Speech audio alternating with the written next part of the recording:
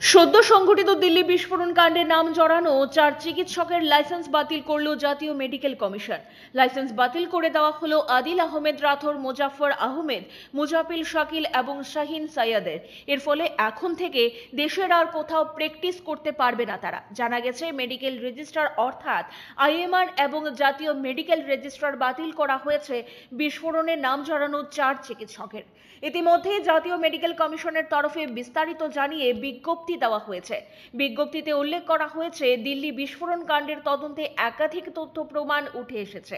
সেই সমস্ত তথ্য এবং প্রমাণ খতিয়ে দেখেই আদিল আহমেদ রাথোর, মোজাফফর আহমেদ, মুজাপিল শাকিল এবং শাহিন সৈয়দের বিরুদ্ধে ব্যবস্থা।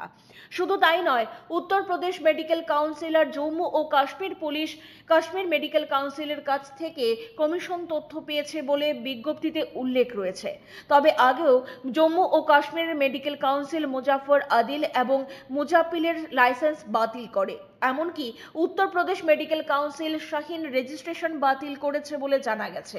প্রসঙ্গত, গত সোমবার নয়াদিল্লির লালকেল্লার সামনে বিস্ফোরণ কাণ্ডে মত দেন গত সোমবার নয়াদিল্লির লালকেল্লার সামনে বিস্ফোরণ কাণ্ডে মোট 13 জনের মৃত্যু হয়েছে, আহত হয়েছেন বেশ কয়েকজন। Bureau report, any headlines.